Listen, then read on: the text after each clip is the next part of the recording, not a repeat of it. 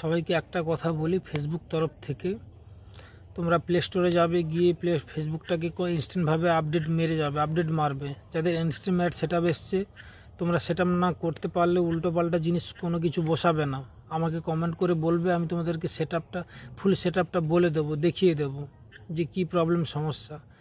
অনেকে করে নেয় তো পরের দিকে ভুগে যায় যে সেট আপটা আমি করলাম কিন্তু আমি কাজ পেলাম না।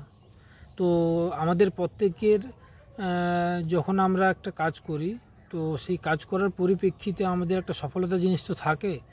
তো সেই জন্য আমাদের মেন ডিফিকাল্টলিভাবে আমাদের ইনস্ট্যান্ট অ্যাডটা সবারই খুবই প্রয়োজন।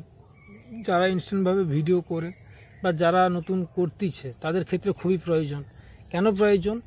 আমরা স্টার আমাদেরকে যত গিফট করুক, যে ইনকাম আমরা পাবো তার থেকে ইনস্ট্যান্ট অ্যাড শো করলে ভিডিওতে তার 4 গুণ ইনকাম আমরা পাবো। কেন পাবো? যে অডিয়েন্স যখন আমাদের ভিডিও দেখবে তখন অডিয়েন্সের কাছে আমাদের অ্যাড শো করবে, অ্যাড শো করলে আমরা ইনকাম পাবো।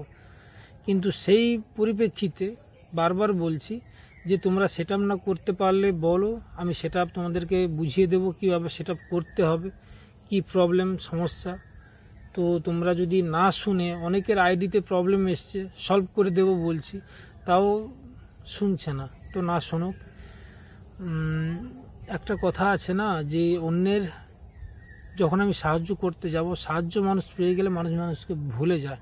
এটা হচ্ছে বাস্তব জিনিস। সময় আর সম্পর্ক এক হয় না কোনো দিন।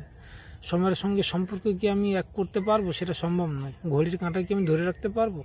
আজকের দিনটা পুরো চলে গেল।